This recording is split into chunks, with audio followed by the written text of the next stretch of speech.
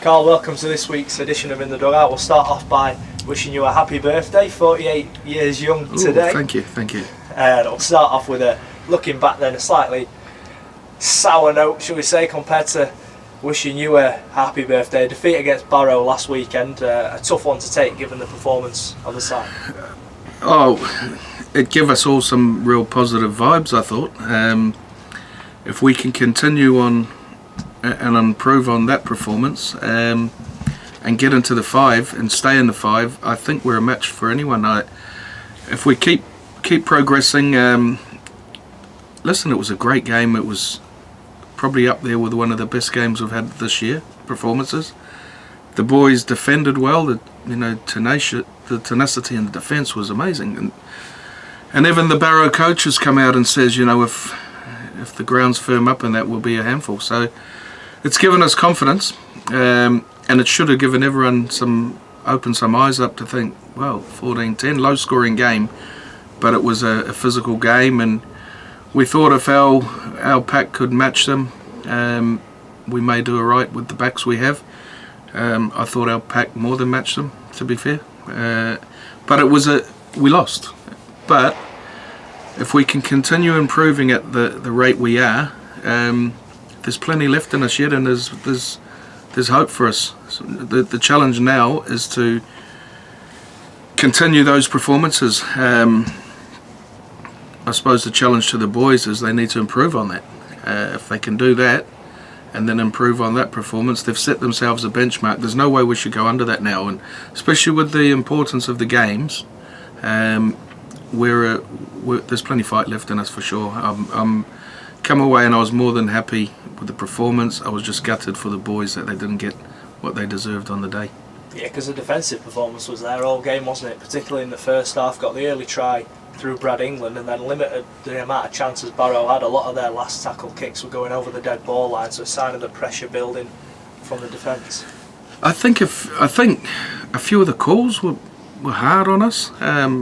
It's not something us as a club normally like to talk about, but there was a few calls there that were just a bit harsh on the lads, and like you say, everyone thought they couldn't defend like that for 80 minutes. Well, we did, and that was a pleasing aspect. You can't ask too much of the attacking game because the conditions weren't too good. So overall, really pleased with the performance, albeit another loss, but a real encouraging performance from the players. The enthusiasm, their energy, everything was there for everyone to see. Yeah, the rain was pouring down from the minute we got off the bus, wasn't it? How hard can it be in those conditions to try and gain any momentum, especially when the ball's slippery and not sticking, to try and find? I think I spoke to Pete Green after the game, and he said finding the balance between making sure you catch the ball properly but then still wanting to play your own natural game as well. It's just finding the medium between that. I was concerned of the weather when we went up because I thought it'd suit them, to be fair. So that was a concern, but they handled it all right. The conditions, the scoreline suggests they handled it well. It was a tough game. It was a good semi-final rugby. Two good teams. And Hakeem Maludi made his debut as well. Looked dangerous, didn't he? Made the break in the first half where he almost set Ryan Jones away for a try, and I think at that stage it would have put us 10-0 to the good before Barrow had got their equalising try. What did you make to his all-round performance? Oh, he was busy, for sure. He's only had 3 training sessions with us. Can't wait to see him on this field. He's got some skill. He likes to get involved in most of the plays, and he's got some pace. He's strong. That pitch up there wouldn't have suited him, and the conditions wouldn't have suited him. If we get a dry track down here and to see him on here, I'm sure he'll certainly become a crowd's favourite very, very quickly because the boy can play. A week on then, we have the Liam Morn Memorial game coming up this weekend. Would you just like to say a few words about Liam and how important it is that we continue his legacy as a club? There's no secret here. I made a promise to that family, as long as I'm here, we'll have a game for Liam every year.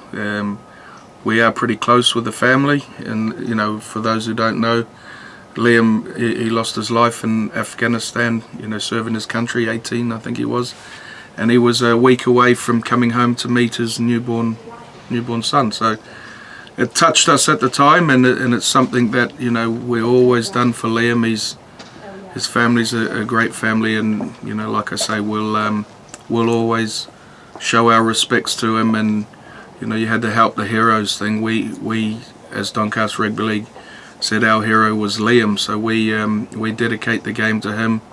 Jamie and Gavin McDonald, they've not missed. I think Gavin may be on a prior engagement on this one, but Jamie's going to get back off his holidays and hopefully lead the team out like he always does. So it's some familiar faces. Them who's got the Liam Morn jerseys from when we had them wear them. I asked them all to wear them, and we'll just pay our respects to him as we always do. And season ticket holders can bring a friend for £5 as well, using vouchers A to D in the season ticket booklet. How important is that to try and build a good atmosphere, to remember Liam, and to help the team put on a good performance? Yeah, I can't stress how important this game is to our club. It's a big game for us. We're in the eights. Like I said, we're trying to stay in that 5, and I think if we can get a result on the weekend, it'll go a long way of making it, helping us achieve that goal. But again, for Liam, hopefully the people of Doncaster will come out and support. We're doing the bring a friend voucher. We're doing all we can. But my plea to the town is come and support the boys on the weekend, because we need to get an atmosphere down here to try and turn over a team who's in second position. Yeah, Whitehaven up next here at the Keepmoat Stadium on Sunday. I think I'm right in saying it was Richard Holmes' first game in charge when they played up at Cumbria, and it was a closely run contest, wasn't it? Lost by 5 points in the end. And is that something we can take, the way we ended that game? Can we take that into this weekend's game? They're doing well. They had a good win against Barrow the other week. Then Barrow beat them the week before us. They're playing well. They've got some strike players.